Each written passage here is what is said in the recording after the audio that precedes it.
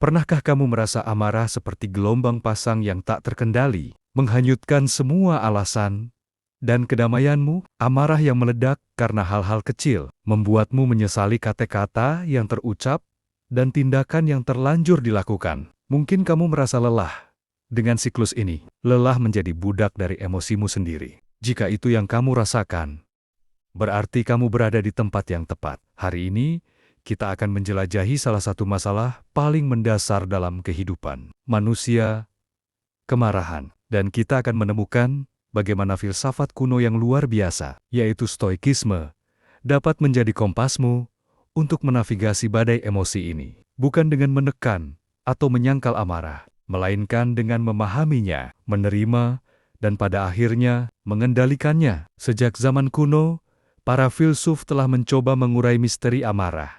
Mereka melihatnya sebagai salah satu emosi yang paling merusak. Amarah seringkali digambarkan sebagai kegilaan sementara. Saat amarah menguasai, kita kehilangan akal sehat dan bertindak di luar kendali. Coba ingat, kapan terakhir kali kamu marah besar? Apa yang kamu lakukan? Apa yang kamu katakan? Hampir pasti kamu akan menemukan bahwa tindakan dan kata-kata tersebut tidak mewakili dirimu yang sebenarnya. Dalam perspektif stoikisme, amarah bukanlah sekadar reaksi. Amarah adalah sebuah penilaian yang keliru. Para Stoa percaya bahwa emosi kita, termasuk amarah, muncul dari persepsi atau penilaian kita terhadap suatu peristiwa. Saat seseorang mengkritik kita tidak serta-merta marah. Kemarahan itu muncul karena kita memiliki penilaian bahwa kritik tersebut tidak adil, atau menghina, atau merendahkan. Persepsi inilah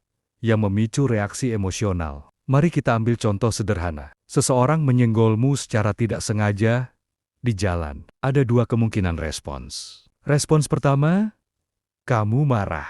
Kamu memaki orang itu, kamu merasa harga dirimu direndahkan. Kamu merasa orang itu tidak sopan. Respons kedua, kamu tersenyum dan berkata, tidak apa-apa. Mengapa responsnya bisa berbeda? Karena persepsinya berbeda. Pada kasus pertama, kamu menilai tindakan itu sebagai serangan personal. Pada kasus kedua, kamu menilai itu hanya sebuah kecelakaan kecil yang tidak disengaja. Para Stoa mengajarkan kita bahwa kita tidak dapat mengendalikan peristiwa eksternal. Kita tidak bisa mengendalikan apakah orang lain akan menyenggol kita, apakah bos akan mengkritik pekerjaan kita, atau apakah macet akan terjadi. Namun, kita memiliki kendali penuh atas bagaimana kita merespons peristiwa-peristiwa tersebut. Ini adalah inti dari dikotomi kontrol Allah. Stoik. Kita harus fokus pada apa yang ada dalam kendali kita. Pikiran dan penilaian kita. Epictetus, salah satu filsuf Stoik terkemuka, mengatakan, bukan hal-hal yang mengganggu kita, melainkan penilaian kita tentang hal-hal itu. Ini adalah kalimat yang sangat penting. Amarahmu bukanlah akibat dari orang lain, melainkan akibat dari bagaimana kamu menafsirkan tindakan orang lain. Saat kamu menyadari ini, kamu akan mulai melihat amarah bukan sebagai musuh yang harus dihancurkan, melainkan sebagai cermin yang menunjukkan cara kerja pikiranmu. Amarah juga seringkali didasari oleh harapan yang tidak realistis. Kita berharap orang lain akan selalu bertindak sesuai keinginan kita. Kita berharap dunia akan selalu berjalan lancar. Dan kita berharap tidak ada yang akan menyakiti atau mengecewakan kita. Ketika harapan ini tidak terpenuhi, kita kecewa. Dan kekecewaan ini seringkali berubah menjadi kemarahan. Marcus Aurelius, seorang kaisar Romawi,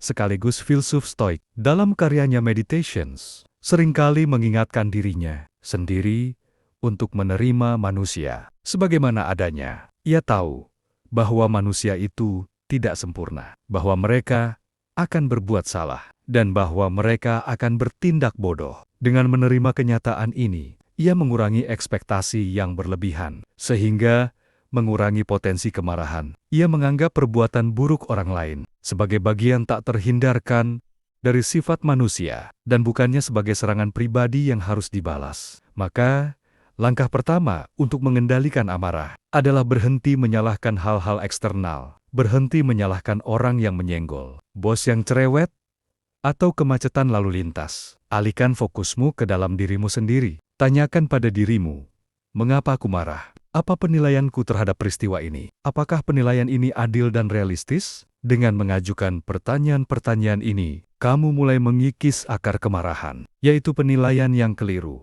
Memahami bahwa amarah adalah sebuah pilihan, adalah langkah revolusioner. Saat kamu sadar bahwa kamu tidak dipaksa untuk marah, melainkan memilih untuk marah berdasarkan penilaianmu sendiri, kamu mendapatkan kembali kekuatanmu. Kamu tidak lagi menjadi korban dari situasi, melainkan pengendali dari reaksimu. Amarah bukan lagi kekuatan tak terkendali, melainkan sinyal dari dalam dirimu yang meminta perhatian. Sebuah sinyal bahwa ada penilaianmu yang perlu dipertimbangkan ulang. Tentu saja, memahami ini secara intelektual tidaklah cukup. Menerapkannya dalam kehidupan sehari-hari membutuhkan latihan yang konsisten. Seperti seorang atlet yang melatih ototnya, kita juga harus melatih pikiran kita untuk mengenali dan menantang penilaian yang memicu amarah. Ini adalah jalan panjang, tetapi setiap langkah kecil yang kamu ambil akan membawamu lebih dekat pada ketenangan batin yang sejati. Setelah kita memahami akar dari amarah, sekarang saatnya kita membahas solusi praktis yang ditawarkan oleh filosofi Stoik.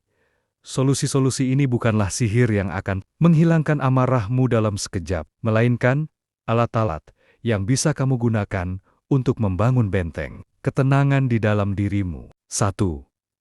Latih dikotomi kontrol. Ini adalah fondasi dari semua ajaran Stoik. Tuliskan dalam jurnalmu atau katakan pada dirimu sendiri, beberapa hal ada dalam kendaliku, beberapa tidak. Saat kamu merasa amarah mulai muncul, identifikasi penyebabnya. Apakah penyebabnya adalah sesuatu yang berada di luar kendalimu, seperti orang lain yang berbicara keras, atau kritik yang tidak adil? Jika ya, ingatkan dirimu bahwa kamu tidak bisa mengubah tindakan mereka. Fokusmu harus dialihkan pada apa yang bisa kamu kendalikan. Responsmu terhadap tindakan mereka. Kamu tidak bisa mengendalikan apakah mereka akan mengkritik, tetapi kamu bisa mengendalikan apakah kamu akan membiarkan kritik itu merusak harimu. 2.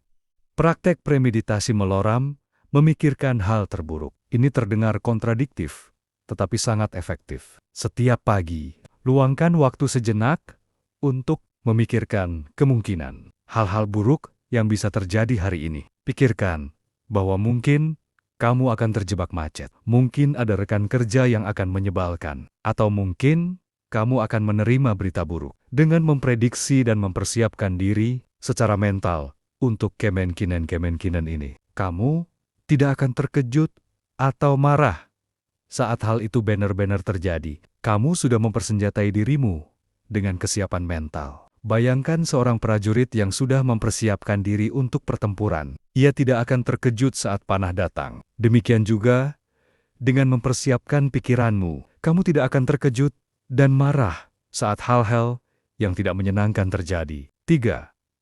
Terapkan perspektif dari ketinggian. Saat kamu merasa marah karena hal kecil, seperti kopi yang tumpah atau internet yang lambat, cobalah mundur selangkah. Bayangkan dirimu terbang di atas kota, melihat seluruh kota. Lalu bayangkan dirimu terbang lebih tinggi lagi, melihat seluruh bumi, lalu melihat tata surya, dan seterusnya. Dari perspektif yang sangat luas ini, masalahmu yang tadinya terasa begitu besar akan tampak sangat kecil. Bahkan, tidak berarti. Mengapa marah karena kopi tumpah? Jika dalam perspektif alam semesta, hal itu sama sekali tidak penting, latihan ini membantu kita menempatkan masalah dalam skala yang tepat, sehingga amarah yang berlebihan terasa konyol. 4.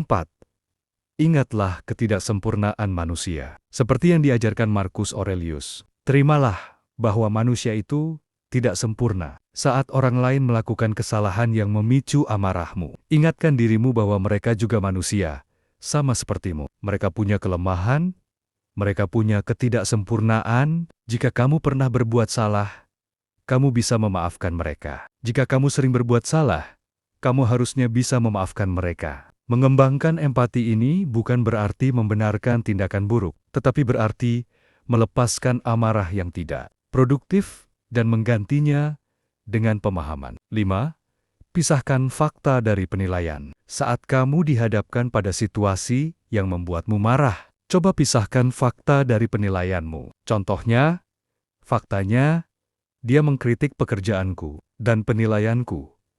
Kritik itu tidak adil dan menghina. Dengan memisahkan ini, kamu bisa melihat bahwa kritik itu sendiri hanyalah sebuah fakta. Kemarahanmu tidak muncul dari fakta itu, melainkan dari penilaianmu bahwa kritik itu buruk. Setelah kamu memisahkan keduanya, kamu bisa menantang penilaianmu. Tanyakan, apakah kritik itu benar-benar menghina? Atau hanya sulit didengar? Apakah ada kebenaran di dalamnya? Dengan cara ini, kamu bisa merespons dengan kepala dingin, bukan dengan emosi. 6. Praktek kesabaran dan penundaan respon. Saat amarah datang, jangan langsung bereaksi. Para Stoa menyarankan untuk menunda responsmu. Tarik napas dalam-dalam. Hitung sampai 10. Atau bahkan lebih. Selama jeda singkat ini, kamu memberikan waktu bagi pikiranmu untuk kembali logis. Emosi yang kuat seperti amarah seringkali memiliki kurva naik turun yang cepat. Jika kamu bisa menunda respons selama beberapa detik, kamu seringkali akan mendapati bahwa gelombang amarah itu telah mereda, dan kamu bisa merespons dengan lebih bijaksana. 7. Tulis dalam jurnal. Menulis adalah salah satu alat stoik yang paling kuat. Saat kamu merasa marah, ambil jurnalmu dan tuliskan apa yang terjadi. Tuliskan fakta-faktanya, penilaianmu, dan mengapa kamu merasa marah. Proses menuangkan emosi ke dalam tulisan akan membantu kamu melihat situasi dengan lebih jernih dan objektif. Kamu bisa melihat pola-pola dalam kemarahanmu dan mulai menantang penilaian yang keliru. Menulis membuat pikiran yang kacau menjadi terstruktur, dan kemarahan yang membingungkan menjadi lebih mudah dipahami. Dengan menerapkan alat-alat ini secara konsisten, kamu akan mulai melihat perubahan. Kamu tidak akan lagi menjadi kapal yang tarim-bangambing oleh setiap badai emosi, melainkan menjadi nahkoda yang memegang kendali penuh atas arah kapalmu. Menguasai amarah bukanlah tentang menjadi robot yang tidak berperasaan. Sebaliknya, ini adalah tentang mencapai kebebasan sejati. Para Stoa percaya bahwa orang yang tidak bisa mengendalikan emosinya adalah budak. Ia adalah budak dari setiap peristiwa yang terjadi di sekitarnya, budak dari setiap perkataan orang lain, dan budak dari setiap kekecewaan. Sebaliknya, orang yang mengendalikan emosinya adalah seorang yang bebas. Ia tidak terpengaruh oleh apapun yang terjadi di luar dirinya, karena benteng ketenangannya dibangun dari dalam. Ketika kamu berhasil mengendalikan amarah, hidupmu akan berubah secara drastis. Hubunganmu dengan orang lain akan membaik. Kamu tidak akan lagi malah dikledek karena hal-hal kecil, sehingga komunikasi menjadi lebih efektif dan damai. Kamu akan menjadi orang yang bisa diandalkan, karena orang lain tahu bahwa mereka bisa berbicara denganmu. Tanpa takut kamu akan marah. Kesehatanmu juga akan meningkat. Stres dan amarah yang konstan memiliki dampak negatif pada tubuh. Mengurangi amarah berarti mengurangi stres, yang pada gilirannya akan meningkatkan kesehatan fisik dan mentalmu. Tidurmu akan lebih nyenyak, dan kamu akan merasa lebih berenergi. Lebih dari itu, kamu akan mendapatkan kejelasan mental yang luar biasa. Pikiranmu tidak akan lagi dipenuhi oleh kebencian, dendam, dan penyesalan. Kamu akan memiliki ruang mental yang lebih besar untuk memikirkan hal-hal yang lebih penting, seperti tujuan hidupmu, pertumbuhan pribadi, dan cara berkontribusi pada dunia. Namun, penting untuk diingat bahwa perjalanan ini bukanlah sprint, melainkan maraton. Kamu akan gagal.